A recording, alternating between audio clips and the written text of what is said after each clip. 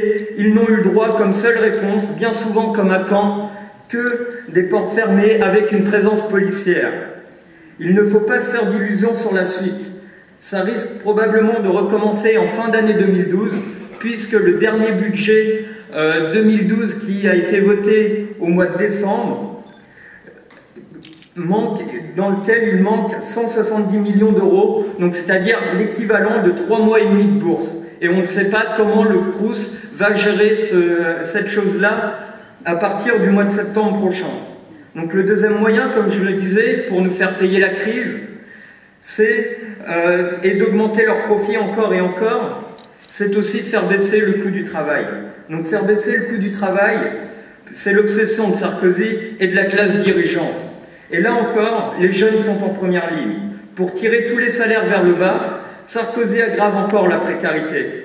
Pour lui, avoir un boulot mal payé et précaire, en stage, en apprentissage, où on peut gagner pas moins de 25% du SMIC, en CDD ou en intérim, et ben pour lui, ça va créer des embauches. Alors que c'est tout le contraire. Si on regarde bien actuellement, les stages représentent aujourd'hui l'équivalent de 100 000 emplois à temps plein. Au final, Sarkozy met en concurrence les jeunes et les plus anciens pour dégrader les conditions de tous. Si on se tourne un peu du côté de Hollande, donc on voit que ces solutions ne sont pas meilleures. Et pourquoi elles ne sont pas meilleures? Parce que lui aussi promet plus de cadeaux aux patrons. Avec son contrat de génération, l'employeur aurait alors une double exonération de cotisations sociales. Autant d'argent qui n'ira ni à la sécurité sociale, ni aux retraites, ni à l'assurance maladie. Autant d'argent qui est en fait un vol aux salariés, car les cotisations, ce n'est rien d'autre qu'une partie du salaire que le patron doit à ses employés. Et si nous voulons au contraire améliorer les conditions de travail de toutes et tous, des jeunes comme des moins jeunes, il faut refuser que tout le monde n'ait pas les mêmes droits. Il faut imposer la rémunération des stagiaires et des apprentis à hauteur de la convention collective de leur branche et en tout cas jamais en dessous du SMIC. Il faut interdire les emplois précaires et tous, c'est-à-dire ne pas faire comme propose le Front de gauche, mais transformer tous les CDD, tous les contrats d'intérim en CDI et tous les temps partiels non voulus en temps plein, pour que les jeunes puissent se former, avoir leur voie, choisir leur voie, faire leur choix de vie, d'études, de sexualité, sans dépendre de leur famille ou d'un petit boulot. Il faut une allocation d'autonomie pour tous, financée comme les retraites, par des cotisations sociales et gérée par des jeunes et des salariés élus. C'est la seule manière pour qu'on ne soit pas obligé d'accepter des boulots de merde qui nous forcent à accepter tout et n'importe quoi. Et gagner son autonomie, c'est avoir un logement, et pour cela, il faut la construction massive de ces logements. Et donc la troisième solution, comme je le disais, pour le gouvernement, pour nous faire payer la crise, c'est en nous apprenant à baisser la tête, à accepter tout et n'importe quoi. Le mouvement des indignés, les révoltes dans les quartiers populaires, les grèves lycéennes étudiantes ou celles des jeunes précaires, tout cela fait peur à la classe dirigeante. Sa réponse, ce sont les contrôles policiers, un véritable harcèlement pour les jeunes, notamment les enfants d'immigrés. Les dispositifs sécuritaires pénètrent jusque dans les établissements scolaires, avec la vidéosurveillance, avec les portiques de sécurité et les policiers référents. Les jeunes sont infantilisés, ils n'ont pas le droit de s'exprimer, de manifester ou de faire grève. Les interventions policières sur les blocages de lycées ou d'universités sont systématiques. La classe dirigeante tente de diviser les jeunes et les travailleurs par une politique et un climat raciste et xénophobe.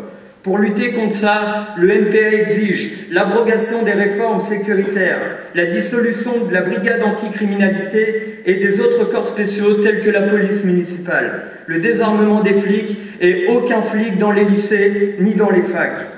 Et le gouvernement n'hésite pas à utiliser le racisme pour nous diviser et dégrader les conditions de tous. Les étudiants étrangers subissent de nouvelles lois comme la circulaire Guéant qui durcissent leurs conditions d'études et de vie.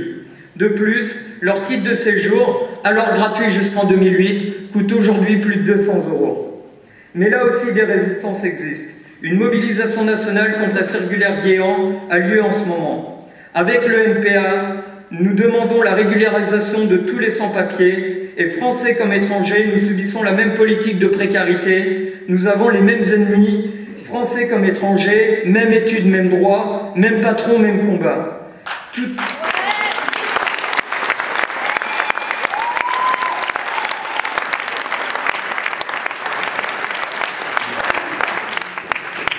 Toutes ces revendications, nous les portons pour que notre génération ait tout simplement droit à un avenir.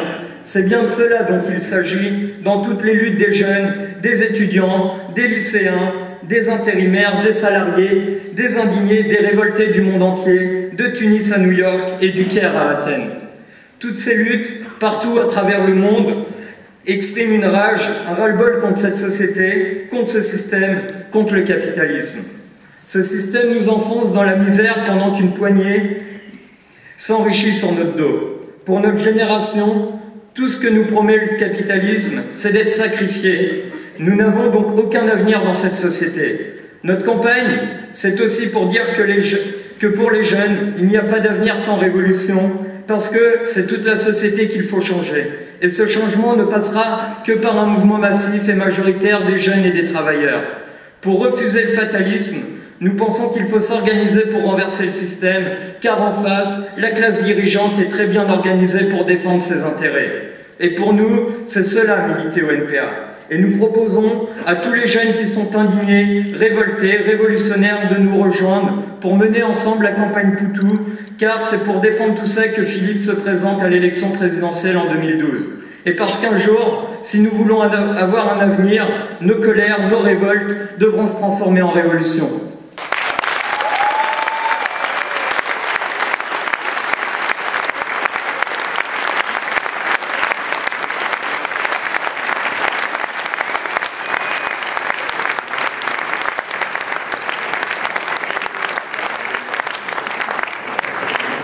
Et donc maintenant, on va laisser la parole à Philippe Poutou, candidat de l'NPA.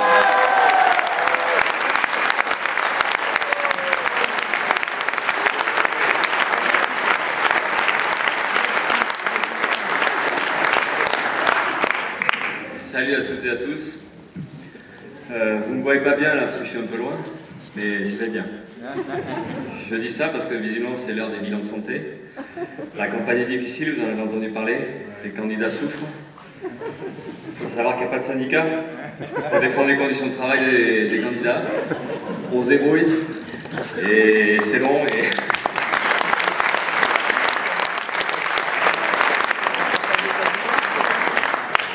Encore 20 jours à tenir. Eva Joly est tombée, et j'ai entendu aujourd'hui un peu à la radio qu'il y avait pas mal de reportages là-dessus, à savoir comment les candidats pouvaient tenir. Est-ce que c'était le café, est-ce que c'était autre chose? Parce qu'il y a pas mal de produits stimulants. Et chacun a sa petite recette.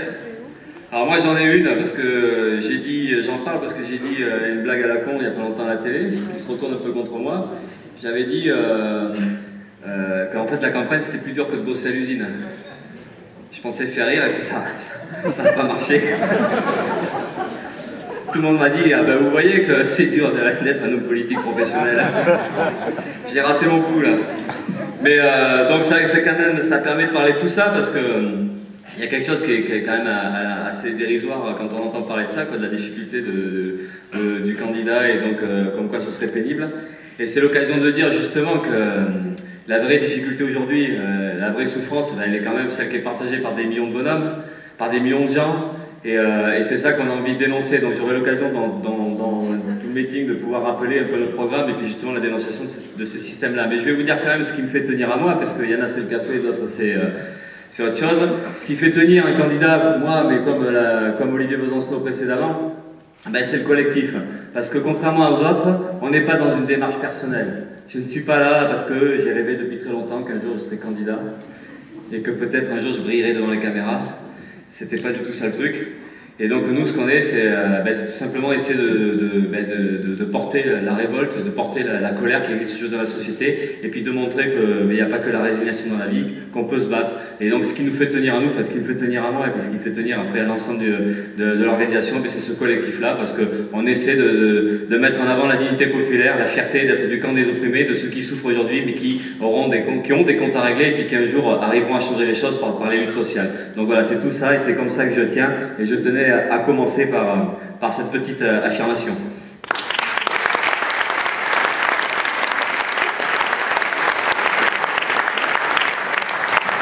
Donc c'est vrai que ça me fait quand même bizarre depuis à peu près 2 semaines d'être un candidat officiel, d'être reconnu comme candidat, et là aussi je dis ça parce que c'est quand même encore une fois l'occasion de rappeler que si on est là, que si on fait partie des 10 candidats, hein, des 10 derniers postulants, parce que c'est un peu comme la dernière star, hein, il y a toute une série de passages. Si on est là, c'est parce qu'on a franchi la barre des 500 parrainages. Et la barre des 500 parrainages, c'est un boulot considérable. Parce que depuis juillet, enfin en tout cas depuis cet été, juillet, août, jusqu'au mois de mars, c'est le travail de centaines et de centaines de camarades sur tout le territoire. Parce qu'il faut aller voir des élus, on va voir les petites communes, parce que c'est là où on a le plus de chance quand même, et puis c'est là où finalement on a le plus de points communs, c'est les élus de toutes petites communes, c'est des gens qui bossent, hein, qui sont agriculteurs, viticulteurs, ou qui ont une petite entreprise, ou qui sont salariés. Et donc ça c'est un boulot considérable parce qu'il faut aller les voir, revoir, discuter, convaincre, de montrer que le NPA a toute la légitimité pour être présent à ces élections-là. Et bien on a réussi à franchir cette barrière-là. Alors qu'on nous promettait, hein, ou que beaucoup disaient qu'on n'y arriverait pas, que le NPA était quasi mort, et qu'en ayant plus Besancenot, qu'avec à côté de ça une configuration politique un peu différente, et bien qu'on n'y arriverait pas, on a réussi. Donc c'est pour dire aussi qu'on a cette fierté, qu'on est tout content d'être là, parce qu'encore une fois c'est pas uniquement la présence du NPA, mais c'est aussi tout le message qu'on a envie de délivrer. Et c'est vrai que ça va faire plaisir, ou ça fait plaisir, de pouvoir dire que ce système capitaliste est à condamner, est à renverser, de pouvoir dénoncer toute cette exploitation, cette surexploitation, cette montée de la précarité, de la pauvreté, et de pouvoir dire qu'il y a aujourd'hui des gens qui se battent, et de rappeler ça, et puis d'appeler justement à la mobilisation générale de la population, et de mettre en avant notre programme politique. Donc c'est ce que je vais faire maintenant. Donc là vous pouvez un peu...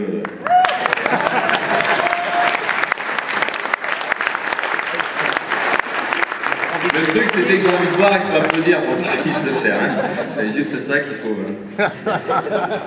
Donc, dans cette élection-là, ce qu'on veut faire, c'est faire entendre évidemment une voix anticapitaliste. Anticapitaliste parce qu'on ne pense pas que le problème, ce soit juste le fait qu'il y ait des financiers qui soient pas sympas, ou qui pensent trop au pognon, comme s'il y avait une petite dérive financière, une dérive des spéculateurs qui ferait qu'aujourd'hui, il y aurait une crise et donc des gens qui s'appauvriraient. Le problème, c'est le fond du système capitaliste. C'est ce fonctionnement même qui repose sur l'exploitation de l'ensemble de la population. Des travailleurs, évidemment, de ceux qui ont un boulot, mais de tous ces gens qui sont aujourd'hui au chômage ou qui vivent dans la précarité, parce que c'est le résultat de cette logique de rentabilité, de cette logique de productivité, de cette course au profit qui aujourd'hui exclut les gens du travail, et puis qui, pour ceux qui ont la chance de garder un travail, c'est la surexploitation dans le sens où il y a un sous-effectif, c'est une surcharge de travail, et aujourd'hui c'est des conditions de plus en plus compliquées. Et d'ailleurs il y a pas mal de reportages à la télé ou à la radio qui discutent de la souffrance au travail. C'est une réalité. Aujourd'hui cette surexploitation se traduit par des situations très compliquées, très dures et très dramatiques pour des tas de gens aujourd'hui au boulot. Et c'est par exemple, hein, c'est des chiffres qui sont autour de 400 suicides à l'année au travail, et puis il y a aussi plusieurs centaines dans le milieu agricole qui se suicident en lien avec donc l'endettement, avec la difficulté de pouvoir faire face à tout ce qui se passe aujourd'hui. Donc il y a une véritable souffrance au travail, il y a une véritable souffrance dans la précarité, il y a une véritable indignité, hein, qui est vécue par des tas de gens parce qu'ils sont expulsés de leur logement quand ils ne peuvent plus payer leur loyer, parce qu'ils n'arrivent plus à se soigner, parce qu'il y a un système de santé, parce qu'il y a un système d'éducation qui ne fonctionne plus que par une logique de marchandisation, et tout ça, ça amène à des gens à ne plus pouvoir être respectés, et donc c'est cette humiliation au quotidien qui fait qu'aujourd'hui il y a une véritable souffrance qui est partagée par la population. Et ça, cette situation-là, elle est vécue avec encore plus de violence dans les quartiers populaires, hein, puisque c'est des taux de chômage qui sont quasi le double de la moyenne nationale, c'est autour de 20%, et les jeunes, ils sont encore plus frappés, parce que les jeunes dans les quartiers populaires, populaire, ça peut être jusqu'à 30-40% sur le taux de chômage. Et donc on imagine en plus avec des conditions de vie très dures, avec une certaine violence qui arrive dans les rapports humains. Donc voilà, aujourd'hui c'est ça la crise, c'est le résultat du capitalisme, mais encore une fois ce n'est pas uniquement le résultat d'une dérive financière, c'est bien le résultat du fonctionnement du monde capitaliste, ou parce que ceux qui dirigent l'économie, eh bien, ils produisent par rapport à des critères de rentabilité et non pas par rapport à la satisfaction des besoins des populations. Donc c'est cette voix anticapitaliste qu'on veut faire entendre, c'est la dénonciation de ce système-là, c'est la dénonciation et la préparation d'un affrontement contre le capital, contre les capitalistes, contre les banquiers et les spéculateurs.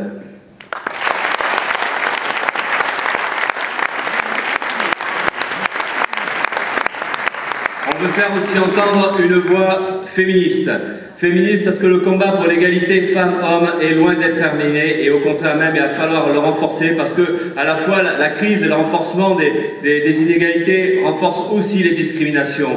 Et donc il y a plusieurs aspects là-dedans. Il y a d'une part, ce qu'on entend parler aussi, hein, c'est l'inégalité professionnelle. C'est-à-dire qu'aujourd'hui, pour un même poste, ou en tout cas pour un poste équivalent, eh bien, le salaire pour une femme est inférieur et de beaucoup à celui du salaire moyen d'un homme. Et c'est de l'ordre de 20 à 25%. En fait, ça diminue quasiment pas. Alors qu'il y a eu pas mal de lois aujourd'hui qui ont été mises en place pour imposer au patronat une égalité des salaires. Mais cette égalité des salaires, finalement, on n'y arrive pas. Et d'autant moins qu'il y a un retard qui est pris au fil des années. Et même si à un moment donné il y a rattrapage et égalisation du salaire, mais derrière il y a des années qui sont pas rattrapées.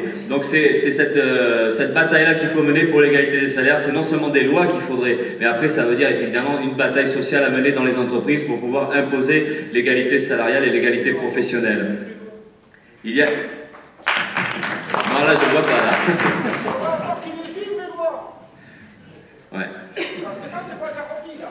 Non, c'est pas garanti. Non, c'est pour ça qu'il faut se battre. Il y a aussi la question du système de santé qui se dégrade et qui renforce les difficultés vécues par les femmes au quotidien.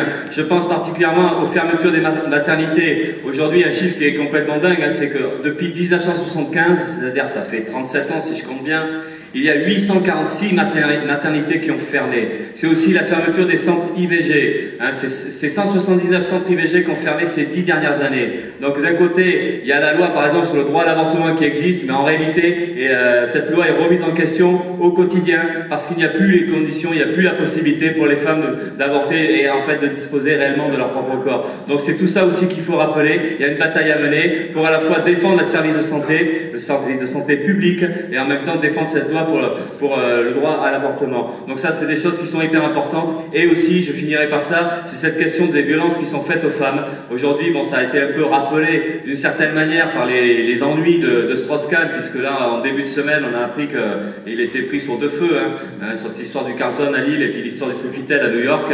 Bon, mais c'est pour rappeler que la violence faite aux femmes, elle existe dans tous les milieux sociaux, parce que pendant un moment, il y avait cette petite mode qui essayait de dire, vous voyez, du côté des pauvres, c'est un peu difficile, mais c'est tout, ça concernait finalement que les quartiers populaires, ou une certaine partie de la population. Mais non, ça touche tout le monde, les femmes sont victimes de cette violence-là dans tous les milieux sociaux. Donc là aussi, nous devons rappeler toute notre solidarité et notre soutien au combat des organisations féministes qui réclament la mise en place d'une loi cadre qui permette de dénoncer et de combattre réellement les violences faites aux femmes et de développer aussi un service public d'urgence qui permette de répondre aux besoins dès qu'il y en a, ce qui n'est pas du tout le cas aujourd'hui.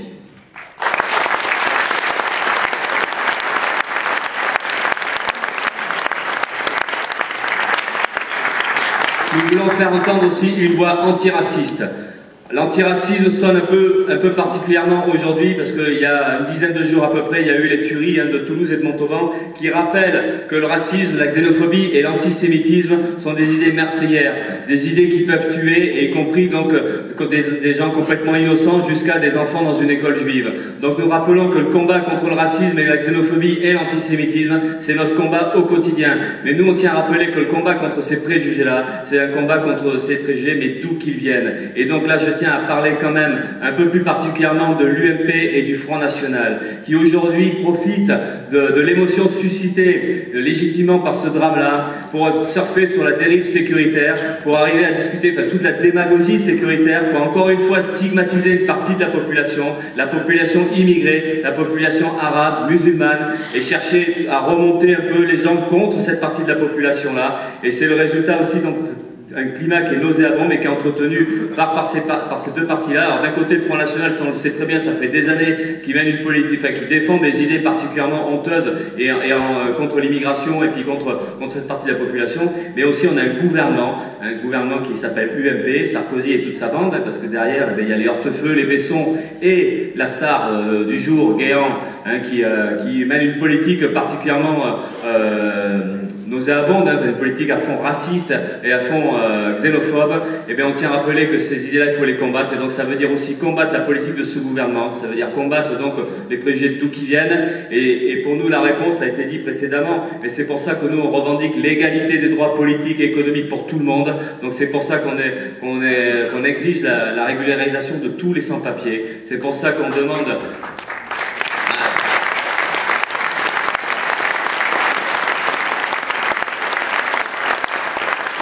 C'est pour ça qu'on revendique le droit à l'éligibilité et le droit de vote à toutes les élections, et pas uniquement les petites élections, comme si on pouvait réserver les élections municipales et puis pas les grosses comme les législatives ou les présidentielles. Donc à toutes les élections, en fait, on revendique l'égalité des droits pour tout le monde, on revendique tout simplement la liberté de circulation et la liberté d'installation. Et à partir du moment où on vit, on travaille dans un pays, on doit avoir accès à exactement les mêmes droits. Donc ça, c'est une revendication fondamentale. Et puis aussi, derrière, c'est tout simplement l'idée que ces mécanismes, le fait de défendre des préjugés comme ça, racistes, xénophobes ou antisémites, c'est une volonté de la part des classes dirigeantes, de la part des gens du pouvoir, de diviser le camp des opprimés, de faire comme si, de fragiliser les solidarités, de faire comme si, finalement, la crise qu'on vivait, nous, elle était un peu liée au fait qu'il y avait ou trop d'émigrés ou un peu à cause du pauvre qui vit pas loin de nous. Donc il faut vraiment combattre ces idées-là, parce qu'il faut l'unité du monde des opprimés, et il faut arriver justement à défendre l'égalité des droits pour tous, et ça pour nous c'est fondamental.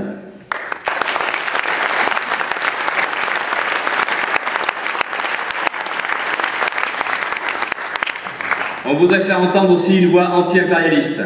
Anti-impérialiste parce que il faut quand même aussi le rappeler, la France c'est pas seulement cette république, cette belle république hein, avec les droits de l'homme, le droit d'exil pour tout le monde et tout ça. L'État français c'est aussi un État impérialiste qui mène une politique de domination à l'égard des pays du tiers-monde, des pays en voie de développement, et on tient à rappeler aussi de tout le soutien de l'État français à des dictatures comme Kadhafi, hein, même si Sarkozy a osé faire le libérateur il n'y a pas si longtemps que ça, hein, alors qu'en essayant de faire oublier qu'il avait reçu Kadhafi, mais aussi pas mal d'autres dictateurs. D'ailleurs, ça a été un peu une tradition hein, des présidents et de l'État français de recevoir les dictateurs africains notamment. Donc on tient à rappeler que l'État français mène une politique de domination, une politique qui est néocoloniale aujourd'hui, parce que le pillage des économies des pays pauvres continue à travers des trusts ou des multinationales comme Total ou Bolloré qui sont là-bas. Non seulement ils pillent les richesses de ces pays-là, ou en tout cas ils contribuent avec pas mal de capitalistes à piller ces richesses-là, mais aussi ils exploitent les salariés ou la population de ces pays-là, et notamment dans les mines d'uranium, puisqu'on parle du nucléaire, mais l'uranium il est extrait dans des mines du Niger notamment, et donc avec une exploitation forcenée des salariés là-bas. Donc il faut rappeler ça, cette politique de pillage et de surexploitation, et aussi à travers tout ça, on exige le retrait des troupes militaires en Afghanistan, et tout simplement la fermeture de toutes les casernes militaires qu'il peut y avoir dans ces pays-là.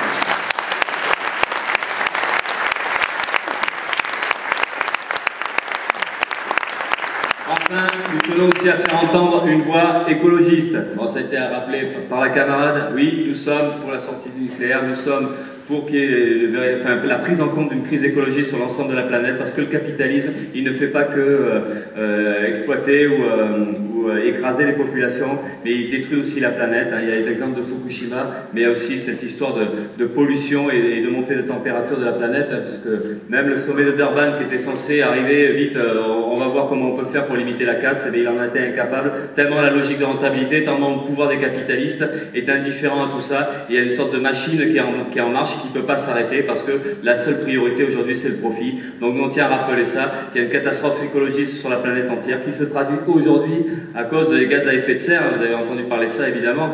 Et bien aujourd'hui c'est des réchauffements climatiques, et ce sont des sécheresses et des famines, et en ce moment c'est l'Afrique de l'Est et au Mexique où des peuples sont victimes de famine, où ce sont des dizaines de milliers de gens qui sont menacés de mourir dans la période, enfin en tout cas actuellement. Donc nous tenons à faire entendre cette voix écologiste et dire que c'est aussi important que le reste, et qu'il y aura une bataille aussi à mener, et cette bataille-là, c'est aussi contre le capitalisme.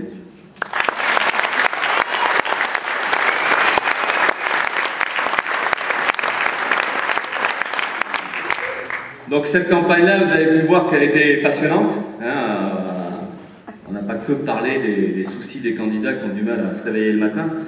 Mais il y a pas mal de petits épisodes sympas, vous avez dû suivre, parce que c'est vrai que, visiblement, d'après les sondages, la population se sent très concernée par les élections et a vraiment envie de voter, parce que tout le monde sait bien qu'on va changer notre sort à travers les 2 prochaines dates du 22 avril et du 6 mai.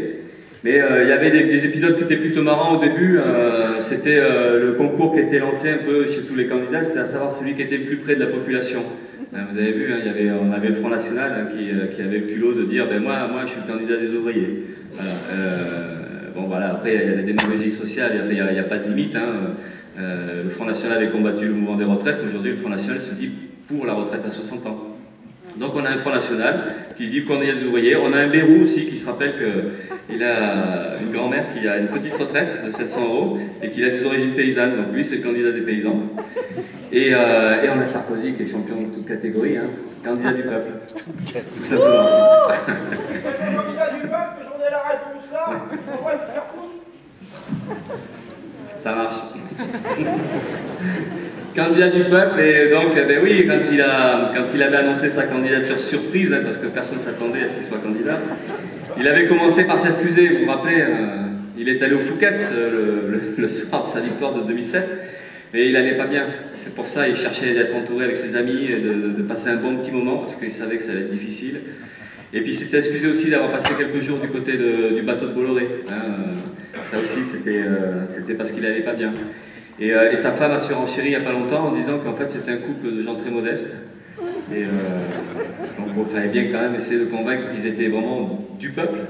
Et ben là c'est pas de bol parce qu'il y a un chiffre qui est sorti avant-hier où c'est la fortune personnelle de Sarkozy. Donc en 2007 quand il a été élu, il avait 2 millions d'euros hein, en dur. Hein, et 5 ans après, ben, il a 2 623 000 €. Il s'est enrichi de 623 000 € pendant les 5 ans. Alors c'est vrai qu'il a un salaire autour de 19 000 €, mais il a une pension alimentaire hyper grosse hein, de 6 000 €. Mais bon, il a réussi à s'enrichir et c'est ça le candidat du peuple. Et c'est vrai que quand il avait dit ça au début, j'avais cru que c'était une blague, qu'il essayait de détendre un peu l'atmosphère. Ben non, il continue à jouer ce jeu-là. Mais alors là, c'est le côté un peu marrant de la campagne, mais après, ben là, on voit qu'on passe un peu au dur.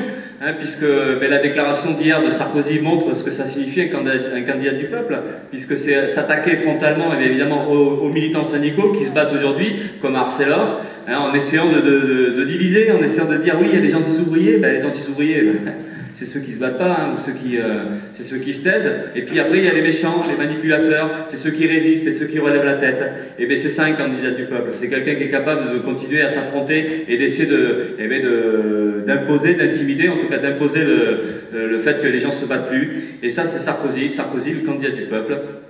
Et donc, Sarkozy, il se comporte de la même manière que le monde patronal. Parce que dès que des gens relèvent la tête, dès qu'il y a des résistances sociales, ben c'est toujours la même chose qu'on nous raconte. C'est finalement, ben voilà, c'est politique, c'est de la manipulation, c'est vous trompez les gens, c'est pas vrai, c'est pas ça. Et donc voilà, ce qu'on voit aujourd'hui, c'est tout à fait ça. C'est que d'un côté, ben, il y a une révolte qui est en train de monter, enfin on espère en tout cas, il y a des conflits sociaux et de la colère qui s'expriment un peu partout. Et puis là, ben, il y a le candidat du peuple qui lui essaie de faire la leçon et d'expliquer ce que ça veut dire aujourd'hui, ben, être vraiment du peuple. Donc c'est pour aussi à la fois sourire de cette situation-là, mais en même temps dénoncer, parce que finalement ben, le message il est archi clair, c'est que Sarkozy, même s'il est hyper mal barré dans les sondages, n'empêche que le message fondamental c'est celui-là, c'est que ce qu'il a fait pendant 5 ans, il continuera dans les années qui viendront. La politique d'austérité qu'il a commencé, il la maintiendra et il la renforcera. Et c'est donc toute cette histoire, là aussi, chiffre qui est sorti hier, puisque le programme de Sarkozy, il le chiffre dans ce sens-là, c'est récupérer 115 milliards d'euros. Et 115 milliards d'euros, ça se divise en 2 parties. Il y a les 75 milliards de diminution des recettes, donc des dépenses, réduction des dépenses, et 40 milliards de diminution des recettes. Et les 75 milliards de réduction des dépenses, ben c'est clair, c'est forcément les budgets sociaux qui vont réduire, c'est forcément la continuation d'une politique de démantèlement des services publics, et la réduction des recettes, et bien ça sera aussi donc la même politique qui est menée depuis des années. Donc voilà, le message est clair, c'est une politique d'austérité, une politique qu'on va payer très cher, et donc ben voilà, j'en parlerai tout à l'heure, mais l'objectif c'est quand même de pouvoir dégager ce gouvernement-là, et il y en aura bien besoin.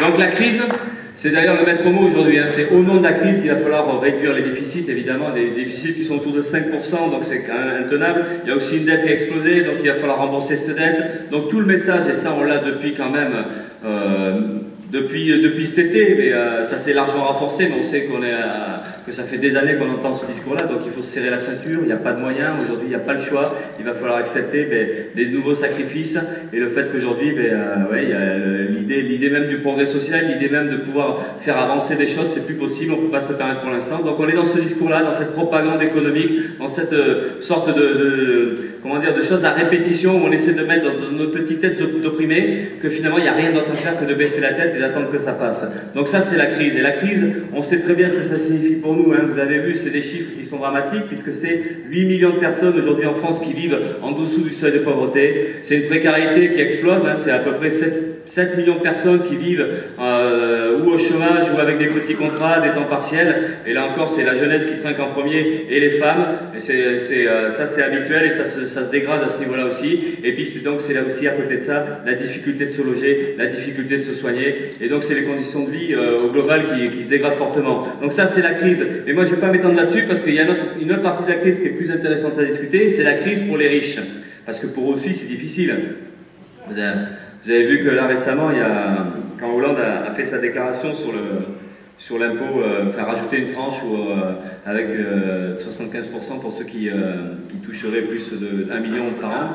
Et c'était l'annonce de Hollande là, qui a surpris toute son équipe d'ailleurs, parce que personne n'était au courant, c'était pas inscrit du tout sur le programme du PS. Et c'était le jour où Hollande voulait un peu ressembler à un homme de gauche. Donc il a sorti ça. Et alors là, ça a été l'affolement du côté des riches. Alors que le lendemain, Hollande a voulu rassurer, mais non, enfin c'est pas Hollande, c'est sur ses copains. Non, mais ça concernera pas les footballeurs. Ah non, mais ça concernera pas les chanteurs non plus. Et après c'est Fabius qui dit, ah mais non, mais ça concernera juste un petit moment parce que crise exceptionnelle, solution exceptionnelle. Et donc on s'aperçoit que finalement tout ça c'est un peu du pipeau, mais derrière la réaction des riches et des capitalistes, c'était pas du pipeau, parce qu'ils continuent encore à se plaindre. C'est-à-dire que, mais quoi, c'est incroyable, quoi, mais c'est quoi cette stigmatisation des riches? Et pourquoi les pauvres s'en prennent comme ça aux riches? C'est quoi cette jalousie? Et c'est un truc complètement dingue, c'est vrai, quand on y réfléchit, pourquoi ils payeraient les riches? Et alors c'est complètement dingue, parce que en plus, il y avait, vous vous rappelez peut-être pas, en juillet ou en août, il y avait eu un manifeste des capitalistes, enfin, des gros capitalistes français, ils étaient plusieurs à signer ça, dont le PDG de Publicis, hein, qui disait, c'était le titre, taxez-nous. Parce que oui, il fallait quand même un peu partager les efforts. Et bien là, il suffit que Hollande parle un tout petit peu de l'idée, pourquoi pas peut-être, de pouvoir à un moment donné prendre un petit peu plus d'argent du côté des riches pour qu'il y ait un affolement complet. Et là, ça c'est terrible parce qu'on ne sait pas trop si c'est de la provocation, si c'est de l'indécence. Enfin, le fait est que donc, on a appris récemment que le mec de Publicis, eh ben, il a 16 millions d'euros de revenus pour cette année. Alors c'est vrai que dans les 16 millions, il y a la prime de fidélité qui est incluse. Et il y a le rattrapage parce qu'il n'était pas bien payé un peu avant. Donc il faut aussi comprendre que ça fait gros parce qu'il y a tout ça qui rentre. Hein. Mais bon, n'empêche que voilà, c'est les discours-là. Et alors le truc aussi qui est marrant, c'est que il n'y a pas longtemps dans les Échos, bon je vais citer plusieurs fois les Échos, hein, depuis que je suis candidat, je lis la presse économique. Parce que quand même, on apprend pas mal de choses. Et bien dans les Échos, il y avait une page entière. Là, c'était il y a une semaine ou une page entière, et c'était les riches qui, je ne me rappelle plus du titre, mais c'est les riches qui veulent partir. Et alors, il y avait, bon, ça expliquait que c'était quand même complètement dingue parce qu'on s'attaquait à la fine fleur de l'entreprise française, hein, à ses créateurs de richesse, à ses innovateurs, enfin tous ceux qui, grâce à qui on vit d'ailleurs, hein, ou en tout cas on essaie. Et donc au milieu, il y avait une grande photo, et ça faisait le tiers de page, une photo couleur, où il y avait un avion. La clé sur le contact, quasiment, prêt à partir, pour bien montrer que les mecs, c'était pas du bluff, ils étaient prêts à se barrer.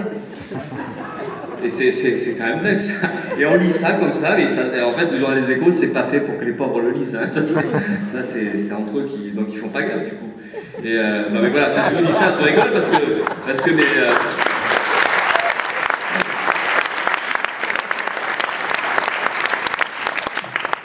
c'est pour dire, c'est dur pour eux aussi. Hein. Et donc, alors, je vais rappeler quelques chiffres pour bien mettre les choses en place, parce que on parle toujours de nous, on se plaint. Hein, et bien voilà, donc on va parler de leurs problèmes. Alors, les dirigeants du CAC 40, justement, le Publicis, enfin, je ne sais plus comment il s'appelle. Lévy. 16 millions d'euros, bon, ça on sait. Alors, mais par contre, le revenu moyen des dirigeants du CAC 40, c'est 4,1 millions. C'est moins que le premier, mais enfin c'est quand même pas mal. Et alors ce qui est plus révélateur encore, c'est que c'est 35% d'augmentation par rapport à l'année précédente. Le SMIC, c'est même pas 2% d'augmentation. Eux, c'est 35%. Et alors le chiffre qui est encore plus fabuleux, c'est que, ça, on a calculé ça, mais on s'est peut-être trompé, c'est toujours à vérifier, mais 2 mois de salaire d'un PDG avec un revenu moyen, donc avec 4 millions d'euros, enfin 4,1 millions d'euros, ça correspond au revenu de quelqu'un qui gagne le SMIC, mais pendant 41 ans. C'est-à-dire qu'en 2 mois, donc le mec, il se tape... il se gagne 41 ans de travail de quelqu'un qui gagne le SMIC, hein, donc 1100 euros, hein, un petit peu moins de ça. Donc ça, c'est la difficulté de vie pour ces gens-là. Et à côté de ça, il y a les profits des entreprises capitalistes. Les profits, aujourd'hui, pour le CAC 40, c'est vrai qu'ils ont une mauvaise nouvelle parce que c'est un peu moins bien que l'année précédente. C'était 82 milliards en 2009, là c'est décalé d'1 an, les calculs. Et là, c'est 74 milliards d'euros. Donc c'est pas mal quand même, parce que c'est une année de difficultés économiques, hein, l'activité a baissé, on a une limite récession, enfin donc voilà, 74 milliards d'euros de bénéfices. Mais le chiffre dedans, c'est ce qui est distribué sous forme de dividendes aux actionnaires. Eh bien c'est la moitié, c'est 37 milliards. Donc les actionnaires des entreprises du CAC 40 se sont partagés 37 milliards d'euros dans une année de crise formidable. Donc c'est pour dire que quand même, ça va pas si bien que ça, enfin ça va pas si mal que ça non plus pour eux, quoi.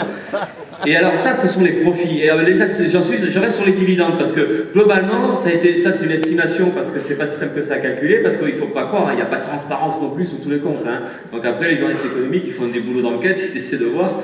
Hein, bon, et bien c'est 100 milliards d'euros a priori, donc ça c'est des chiffres qu'on lit dans la presse économique, hein, 100 milliards d'euros qui est distribué sous forme de dividendes sur l'ensemble des entreprises françaises. Donc 100 milliards d'euros, donc c'est pareil, c'est des chiffres bruts, comme ça on a du mal à se rendre compte, mais tout simplement, la part de la masse salariale qui était distribuée sous forme de dividendes il y a 15 ans, c'était 3,4%. Aujourd'hui, c'est 3 fois plus, c'est 10-11%, même un peu plus de 11% qui est distribué sous forme donc, de dividendes. C'est pour dire que donc, la crise, ça s'est quand même traduit quelque part par un transfert des richesses, et donc les actionnaires ramassent beaucoup plus qu'avant, en fait, en grosso modo 3 fois plus. Donc ça, c'est encore une fois, c'est quelques chiffres pour les riches.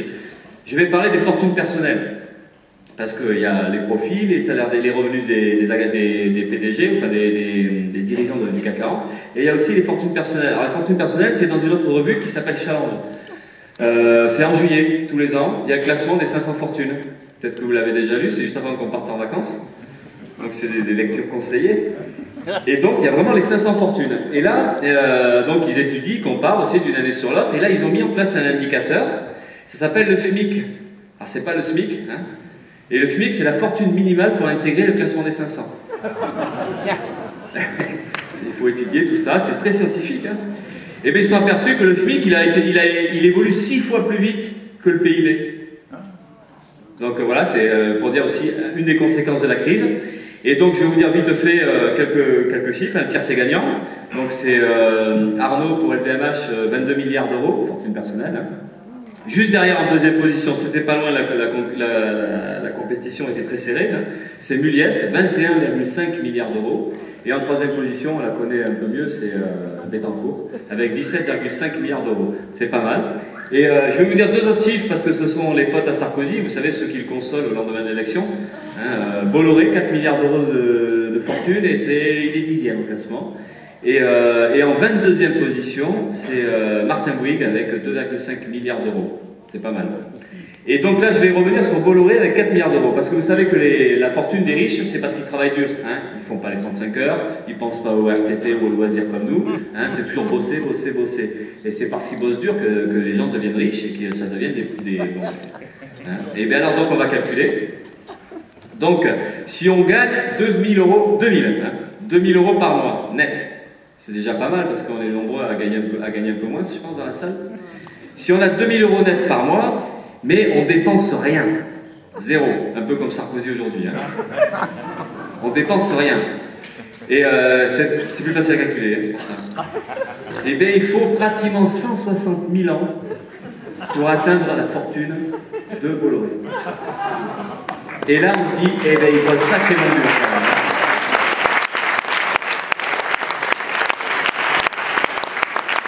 Donc, quelques petits chiffres pour finir le chapitre la crise pour les riches. En France, il y a 51 milliardaires, soit 11 de plus que l'année précédente. Donc ça augmente, enfin, la famille s'agrandit. Et ils ont aussi un autre chiffre qui est intéressant, c'est la densité de millionnaires au kilomètre carré. Enfin, la densité, c'est tout simplement, je déconne. La densité, c'est le nombre de millionnaires au kilomètre carré. Et bien la France est le pays qui en possède le plus. Voilà. On peut applaudir. Comme disait Gaulle, ça fait plaisir de vivre dans un pays où il n'y a pas que des pauvres. Et bien c'est le cas. Donc voilà, donc ça c'est... Si je parle un peu de tous ces chiffres-là, c'est pour enchaîner avec la suite, parce que nous on a un programme, enfin nous on met en avant un programme dans ces élections-là, un programme d'urgence qui permettrait de sortir de la crise. Et bien c'est pour dire que on nous dit toujours mais un programme ça coûte cher, enfin à partir du moment dès qu'on a des mesures sociales ça coûte cher. Mais voilà, mais la première question, on a un petit peu la réponse là, c'est que les moyens existent, les richesses existent pour pouvoir répondre aux besoins de la population. Et donc voilà, ça c'était pour bien illustrer le truc. Donc voilà, le programme qu'on met en avant, nous, c'est des mesures sociales, des mesures d'urgence sociale pour sortir de la crise. Parce qu'aujourd'hui, sortir de la crise, eh bien, c'est ça voudrait dire une politique radicalement à l'opposé de ce qui est mené depuis des années. Une politique anticapitaliste, ça veut dire qu'aujourd'hui, il faut que ce soit les capitalistes qui payent leur crise et pas la population. Et pour que les capitalistes payent leur crise, eh bien, il va falloir aussi mettre en place des outils qui permettent une véritable répartition des richesses. Donc nous, ce qu'on met en avant, c'est ce qu'on appelle un bouclier social. C'est écrit là un peu partout. C'est pratique parce que j'ai les notes, j'ai mon prompteur manuel au cas où j'oublie une idée. Et donc, nous, on met en avant le bouclier social. Le bouclier social, c'est l'interdiction des licenciements et l'arrêt des suppressions d'emplois dans tous les services publics. Ça, c'est incontournable, il faut commencer par ça. Et après, pour combattre le chômage et la précarité, il faut réduire le temps de travail. C'est-à-dire qu'aujourd'hui, à l'heure où des gens nous parlent que les 35 heures, c'est du passé, que c'est du luxe, qu'il faut passer à autre chose, bah, nous, au contraire, on dit il faut réduire encore plus le temps de travail parce que tant qu'il y a du chômage, tant qu'il y a des gens qui sont dans la précarité, il faut partager le travail entre tous. Et pour le partager entre tous, eh ben, il faut le réduire. Donc, aujourd'hui, on parle de 32 heures, aller vers les 32 heures, mais s'il faut, il faudra aller plus loin, parce qu'on revendique comme des anciens militants révolutionnaires le droit à la paresse. Oui, on a le droit au loisir, on a le droit à profiter de la vie, on a le droit à faire plein de choses, comme les riches d'ailleurs. Donc oui, il faut réduire le temps de travail, et c'est la seule solution pour combattre réellement le chômage.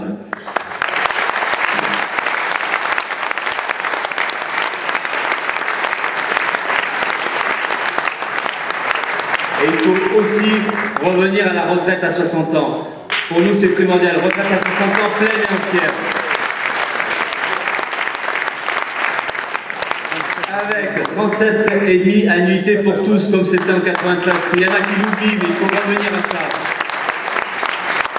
Il faut aussi une retraite pour ceux qui font les boulots les plus durs, donc une retraite à 55 ans. Parce que là, je vais rajouter un petit truc, parce que la réforme sur la retraite, elle s'est faite sur des arguments lamentables, et notamment cette idée que d'abord il y a plus de monde, donc on ne peut pas se payer de retraite comme ça, comme il y avait avant, mais en plus il y avait aussi cette histoire de la durée de vie, l'espérance de vie augmente. Hein, vous avez entendu ça, quoi. Et parce que l'espérance de vie augmente, eh bien, il faudrait qu'on travaille un peu plus longtemps. Alors sur l'espérance de vie, là, il y a une grosse escroquerie, c'est que c'est pas du tout la même suivant ce qu'on est, suivant le boulot qu'on fait et suivant nos conditions de vie. Et il y a quasiment 8 ans d'écart entre d'espérance de vie pour quelqu'un qui a des boulots durs comme dans l'agriculture, hein, ou l'ouvrier d'usine, ou sur les chantiers, tous ces boulots difficiles, c'est 8 ans de moins à vivre qu'un cadre. Alors tant mieux pour les cadres, hein, mais c'est pour rappeler quand même qu'il n'y a pas du tout la même espérance de vie. Et après même, l'espérance de vie en bonne santé, c'est 11 ans d'écart. Pour ceux qui font des boulots difficiles, qui ont des conditions de vie les plus difficiles, comparé à ceux qui ont un niveau de vie supérieur, et notamment de la population des cadres. Donc c'est pour rappeler quand même qu'il y a un écart énorme. Et donc cet écart-là, il permettrait de discuter de ces conditions-là différemment, des conditions de retraite. Donc oui, il faut une retraite pleine et entière pour tous les boulots difficiles à l'âge de 55 ans.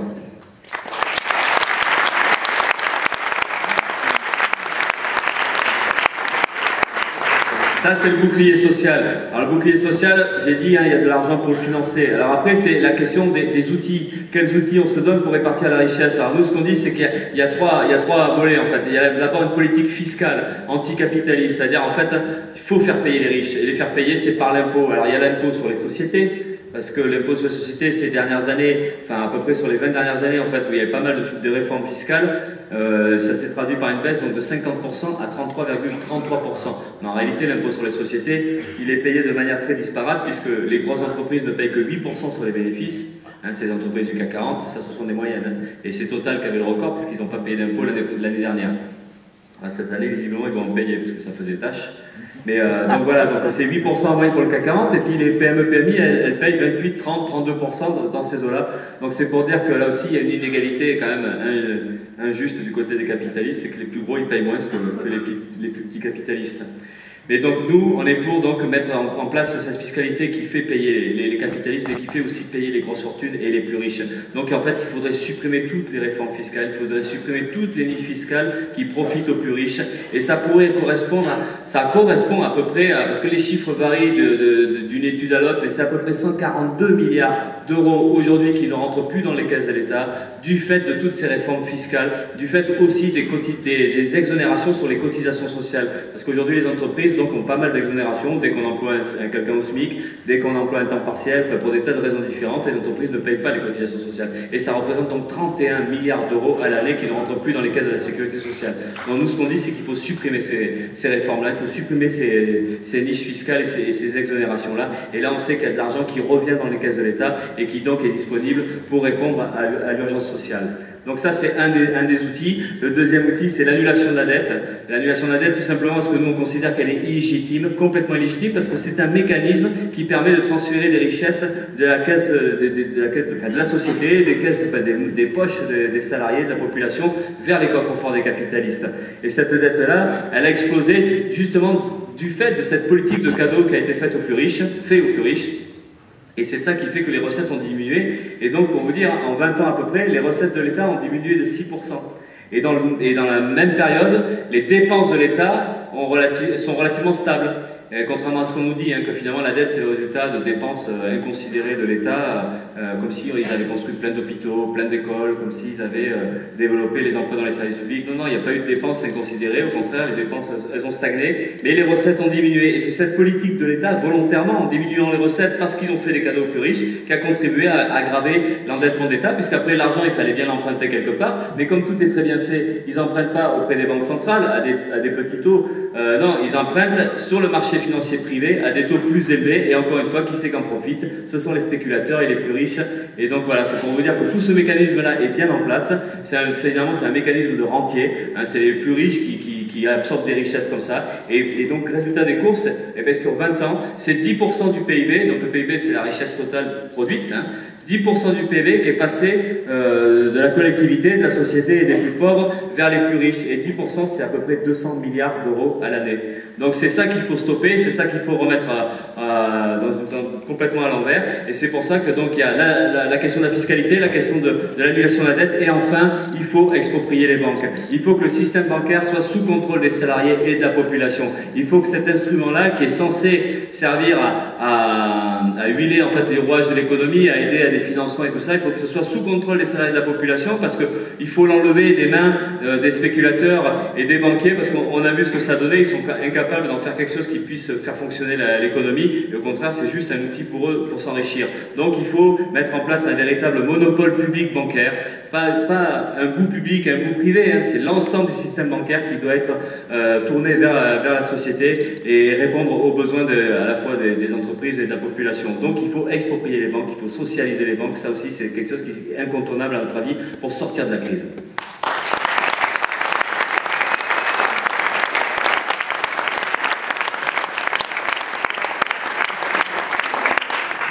J'ai oublié un truc dans le programme avant, du côté du bouclier social, c'est la question écologiste. Bon, ça avait été parlé un peu avant, mais enfin, je rappelle quand même que ce qu'on met en avant aussi, c'est la mise en place d'un service public de l'énergie, là aussi sous contrôle des salariés et de la population, qui d'une part nous fait sortir du nucléaire, ça fait partie des objectifs urgents, il faut sortir du nucléaire dans les 10 ans. Quand on dit 10 ans, c'est pas un chiffre qu'on sort comme ça pour faire joli, c'est des études qui ont été faites par les associations, notamment écologistes, qui se battent, par des gens qui travaillent là-dessus, et donc 10 ans c'est possible, mais aussi ça correspond tout simplement au fait que les réacteurs aujourd'hui atteignent la limite d'âge. Dans les 5 ans qui viennent, c'est à peu près la moitié des réacteurs qu'il faut stopper parce qu'ils atteignent les 30 ans d'âge, et au-delà de ça, c'est beaucoup plus dangereux parce que la maintenance est beaucoup plus lourde et puis les risques d'accident sont supérieurs. Donc il faut stopper ces réacteurs-là, et grosso modo, dans les 10 ans qui viennent, c'est l'ensemble des réacteurs qui sont à stopper complètement. Donc nous on dit il faut sortir, c'est urgent, on a vu les dégâts que ça pouvait faire, on n'a pas envie de revivre ou de prendre le risque d'un nouveau Fukushima ou d'un nouveau Blaye, parce que du côté de Bordeaux, mais des incidents il y en a pas mal aussi, hein. Mais du côté de Bordeaux c'est pareil, au moment de la tempête, on n'était pas si loin que ça d'une catastrophe, puisque la Garonne avait débordé et avait failli arrêter les moteurs de pompage. Donc il y a un danger qui est réel, donc il faut sortir de là. Mais nous on dit qu'il faut sortir de cette énergie dangereuse, mais en même temps il faut se poser le problème de développer évidemment en remplacement les énergies renouvelables. Et ces énergies renouvelables, il y en a plusieurs, il y a les panneaux solaires, il y a l'énergie marémotrice et puis il y a les éoliennes. Donc techniquement il y a beaucoup de choses qui sont possibles, mais ça veut dire évidemment un programme d'investissement de plusieurs milliards pour pouvoir développer et accélérer le processus de développement. Donc ça c'est urgent, mais c'est possible techniquement, c'est une question de choix politique. Et en plus, il y a un autre volet aussi qui est très important, c'est la question du gaspillage des énergies. On est dans un monde qui gaspille de l'énergie de plein de manières différentes. Donc je parlerai notamment de la question du chauffage dans les logements.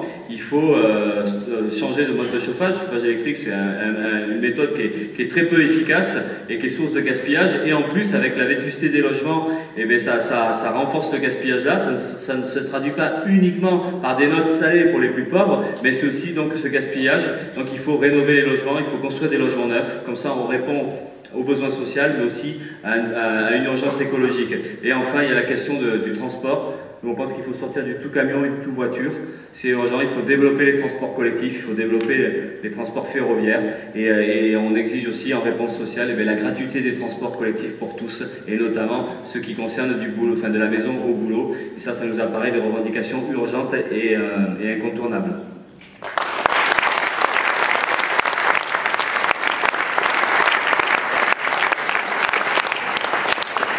Donc ce programme, il est ambitieux.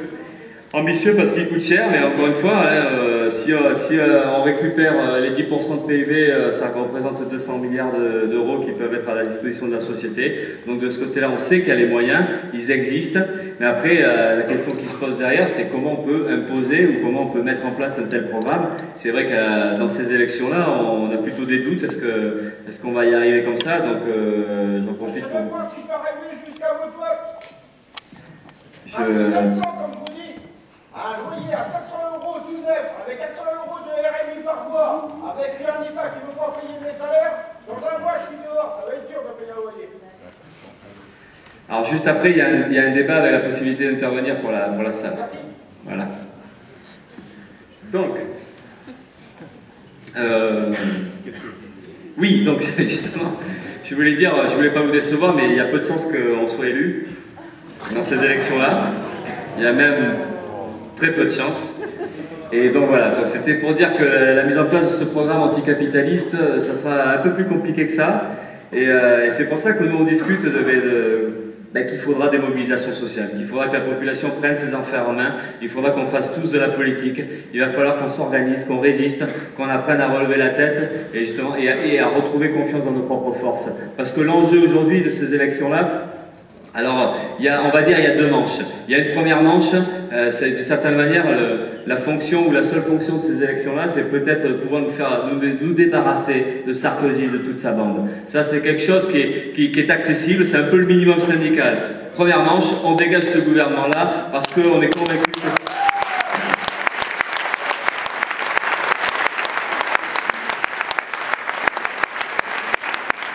Ça nous fera du bien, enfin en tout cas à nous, mais certainement à beaucoup aussi. Ça sera un bol d'air et on espère bien que cette situation-là, elle serait d'une certaine manière un encouragement à la lutte parce que à partir du moment où on retrouve un peu le moral ou à partir du moment où il y a quelque chose qui se passe de bien pour nous, eh bien ça peut aider à tout ça. Donc il faut dégager Sarkozy, mais seulement nous on dit que ça suffit pas de dégager Sarkozy et la manière de le dégager, eh bien elle est importante. Et c'est pour ça que nous on dit qu'il faut le dégager mais le plus à gauche possible. Et c'est en ce sens-là que le vote NPA, que la présence du NPA est aussi importante. Et il y a un vote utile dans le vote NPA. Et ce vote utile, c'est de pouvoir dire oui, il faut dégager Sarkozy, oui, on est avec tous ceux qui pensent qu'il faut s'en débarrasser de ce gouvernement-là, antisocial, qu'on se tape depuis 5 ans. Mais en même temps, si on veut stopper la politique libérale, si on veut renverser le cours des choses, si on veut faire en sorte qu'un jour il y ait une véritable politique de gauche, qu'il y ait une véritable politique qui réponde aux besoins de la population, eh bien ça ne sera pas avec la solution de rechange qui s'appelle Hollande. Donc c'est ça qu'il faut qu'on arrive à dire. On n'a malheureusement pas aujourd'hui un remplacement qui permettrait d'avoir une politique qui répondrait à l'urgence sociale. Et c'est ça qu'il faut qu'on dise clairement. Il faut qu'on arrive à dire aujourd'hui, et c'est la différence qu'on a avec le Front de gauche notamment, puisque le Front de gauche, vous l'avez vu, hein, ok, ça cartonne au niveau des sondages, il y a une dynamique superbe, les meetings, bon, n'en parlons pas. Ça c'est sûr, mais le problème qu'on a quand même, et c'est pour ça qu'on est là, et c'est pour ça qu'il y a un débat qu'il va falloir qu'on le mène entre nous tous, c'est qu'il est hors de question pour nous de s'acoquiner avec Hollande et le Parti Socialiste. Il est hors de question d'une manière ou d'une autre de soutenir ce gouvernement-là s'il gagne. Il n'y a pas de question de soutien critique, enfin comme on veut. Aujourd'hui, il faut avoir une politique indépendante, totalement indépendante du Parti Socialiste, parce que le PS mènera une politique d'austérité. Alors pourquoi on dit ça? C'est pas compliqué, il y a le gouvernement... Le programme qu'il a, c'est un programme qui est complètement dans les lignes du libéralisme. C'est un programme qui vise à s'attaquer lui aussi à la réduction des déficits, au remboursement de la dette, à la maîtrise des dépenses sociales. Et donc on sait que derrière tout ça, c'est la continuité d'une politique qu'on connaît depuis des années, une politique qui se traduira par la continuation du démantèlement des services publics et des attaques contre la population.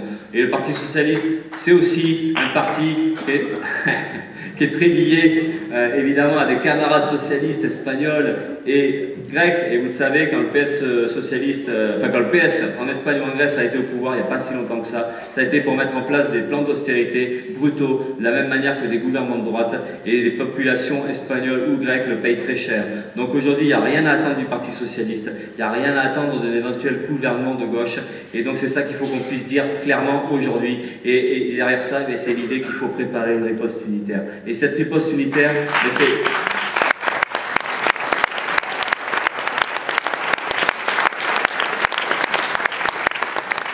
La riposte unitaire, il faut qu'elle soit discutée aujourd'hui à la gauche de la gauche, y compris avec le mouvement syndical et le mouvement associatif. C'est-à-dire les questions qui se posent, c'est comment on pourra imposer l'arrêt des licenciements, comment on pourra imposer l'augmentation des revenus pour tous, comment on pourra imposer le développement des services publics. C'est ces questions-là qui se posent pour nous. Et c'est pour ça que la seule solution, ce sera des luttes sociales. Ça sera la capacité d'arriver à faire des liens entre toutes les colères qu'il y a aujourd'hui, entre les Fralib, les Arcelor, les Lojabi, entre tous ceux qui se battent pour empêcher les fermetures de maternité ou de centres IVG, tous ceux qui se battent du côté de Notre-Dame-des-Landes pour empêcher des projets néfastes d'un point de vue social ou écologique, ou tous ceux qui se battent comme ici contre la ligne à haute tension ou les projets de LGV, que ce soit au nord ou au sud. Il faut arriver à faire qu'il y ait une jonction entre toutes ces batailles-là, parce que ces batailles-là, elles ont un point commun. C'est la défense de nos emplois, la défense de nos conditions de vie.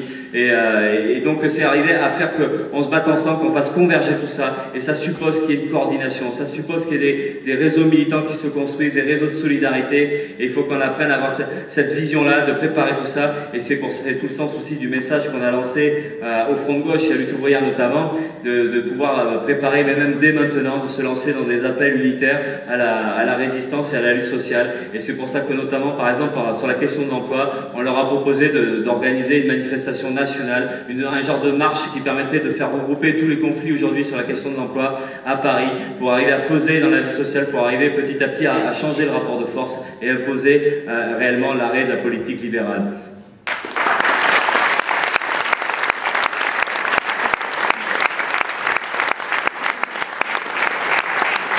Je finirai sur une note un peu optimiste, parce que quand on dit ça, après on se dit ah ouais, c'est pas simple aujourd'hui, on prend les coups dans la gueule, et comment on peut imaginer de pouvoir renverser tout ça? Et bien n'empêche que l'année 2011, c'est un bon millésime de ce point de vue-là, parce qu'on a vu la révolte des peuples en Tunisie, en Égypte, des choses qui étaient inattendues, c'est des éclatements de colère, de révolte qui a permis de dégager des dictatures qui avaient 20, 30 ans, ou même un peu plus d'ancienneté. Il y a la colère aujourd'hui de la population en Grèce, il y a le mécontentement social qui monte au Portugal ou en Espagne, puisque c'est des appels à des grèves générales qui ont bien fonctionné. Il y a aussi un mécontentement social qui augmente en Belgique ou en Angleterre, puisque les manifestations pour la défense des services publics ont atteint un nombre qui n'avait pas été atteint, notamment en Angleterre, depuis